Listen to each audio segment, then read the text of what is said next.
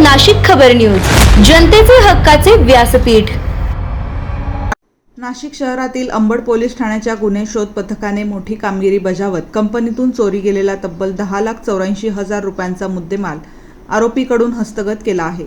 या प्रकरणात संजय पांडुरंग सकट वय 32 राहणार महालक्ष्मी नगर नाशिक याला अटक करण्यात आली आहे। ही कारवाई पोलीस आयुक्त संदीप कर्णिक, पोलीस उपायुक्त किशोर काळे, सहाय्यक पोलीस आयुक्त सचिन बारी आणि अंबड पोलीस ठाण्याचे वरिष्ठ पोलीस निरीक्षक जगवेंद्र सिंग राजपूत यांच्या मार्गदर्शनाखाली पार पडली।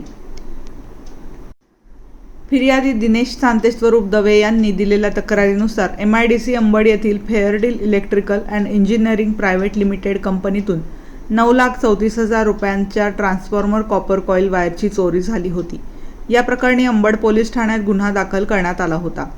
तपास अधिकारी विलास पडोळकर यांच्या नेतृत्वाखाली फरीद इनामदार, तुषार मते, मयूर पवार, अनिल गाढवे, सुभाष दुबे, उल्हास गांगुडे व वैभव एखंडे यांनी गोपनीय माहिती व CCTV फुटेजच्या आधारे आरोपीचा शोध घेतला।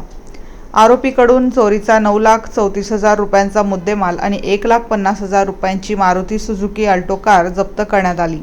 एकूण 10,84,000 रुपयांचा मुद्देमाल पोलिसांनी हस्तगत केला असून या यशस्वी कारवाईचे सर्वत्र कौतुक होत आहे।